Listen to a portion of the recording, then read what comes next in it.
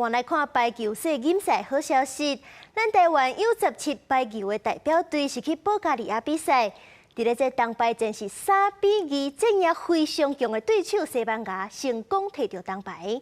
这也是咱台湾伫咧世界级的排球比赛头一摕奖牌，是有史以来上界好的成绩。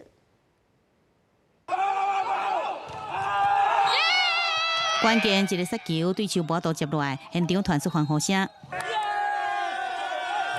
教练冲上台，甲选手摸斗阵，台湾男排创下纪录，伫 U17世锦赛夺得铜牌。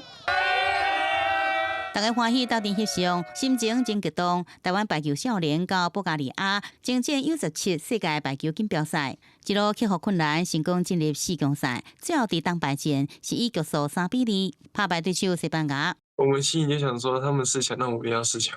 那个时候，教练在比赛前就鼓励我们说，假如我们夺牌的话，就可以跟大家，一直可以跟大家说，我们拿到那个世界第3，这样讲的。然后女排球的教练这话后，团队士气拢有起来。比赛时接发球无顺，随调整。第5局大战中险胜，难免遗憾讲无摕到这金牌。不过教练依然真俄罗选手的表现已经超过预期。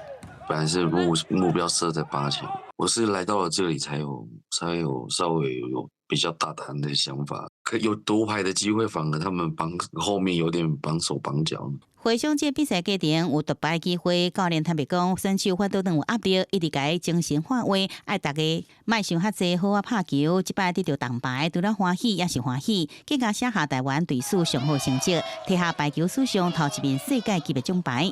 记者综合报道。